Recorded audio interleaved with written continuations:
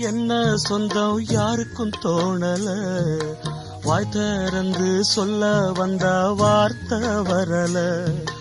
வானவில்ல சின்ன புள்ள வளைக்க பாக்குது, ஆகாயத்தில் ஊஞ்சல் கட்ட ஆசைப்படுது.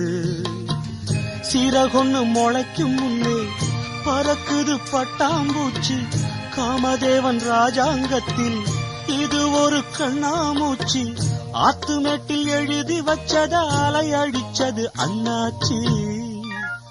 சம்சாரம் அது மின்சாரம், சம்சாரம் அது மின்சாரம்.